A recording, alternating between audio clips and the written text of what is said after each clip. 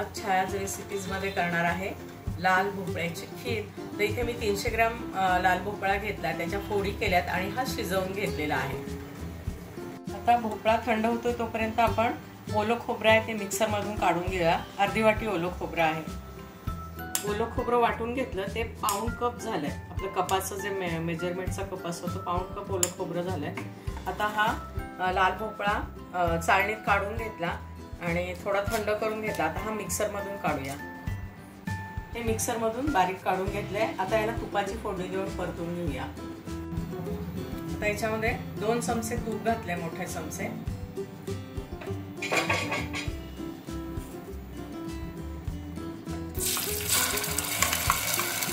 भोपळा छान परतून घेऊया। भोपळा छान तुपात परतून घेतलाय। आता ओलं खोबरं आहे पाऊण कप, ते पण आपण छान त्याच्यात परतून घेऊया।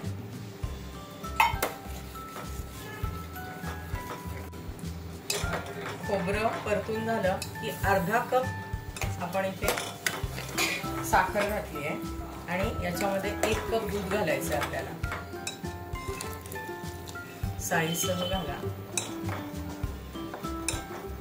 आणि ही आपली खीर तयार। त्यामध्ये वेलची पूड घालायची आपल्याला। ही खीर उपवासाला पण चालते आणि खूप पौष्टिक असते, दुधी भोपळ्याची खीर। खीरीला छान उकळी आली। आता याच्यामध्ये काजू, बदाम आणि मनुके हे ड्रायफ्रुट्स टाकायचे